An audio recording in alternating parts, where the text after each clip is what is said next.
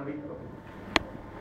Dobre, čiže okrem finančného efektu žiadne iné pozitívne, nejaké prínosy pre obec neviete? Potom môžeme takú dovec, ako čo ja viem, tam osvetlenie obcí dať, áno, to vieme. Potom môžeme použiť aj nejakú nadáciu, ktorá bude robiť pre obec, áno. Ale to je vo výhľade, to nikdy, to není poťaľ, to není na papier. Jasné, čiže jasné prínosy pre obec zatiaľ nie sú nikde nejak taxatívne stanovené. Ale to nevieme, koľko to vyrobí. Jasné. Dobre, poďme teraz na argumenty ľudí, ktorí sú proti. Začneme životným prostredím. Prajem vám príjemný večer a chcem vám povedať, že ja nie som ani za, ani proti.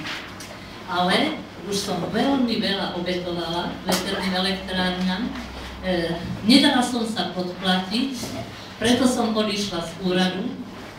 Jeden z dôvodov boli vrchule, lebo jeden z investorov sa vyjadril, že dáme niekomu pár melónov, kopne ich s prepáčením do zadku a my si budeme stavať na Slovensku vrchule, kde chceme.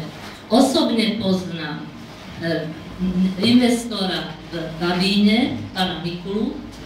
Vy nie ste pán Mikula, vy ste pán Frigo, áno. Vy ste vytvorili firmu s pánom Mikulom. A osobne poznám pôvodcu investora pána Meliška, ktorý ide robiť veterné elektrárne v Vrbošine.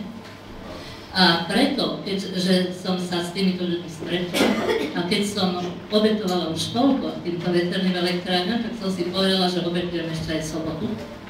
Jednu, že prídem medzi vás, lebo ja, keď som skončila školu, tak som robila na Orave štúdie také, ktoré mali zvedať Oravu. A ja tú Oravu milujem. A keď si ja predstavím, že niekto urobí z Oravy dikobráza a nastáva vám tu milión vrtú, ktoré síce prinesú možno investorovi v tomto momente nejaké prostriedky, ale nepomôžu Slovensku v energetike, to 100% nepomôžu, lebo Slovensko je krajina, ktorá nemá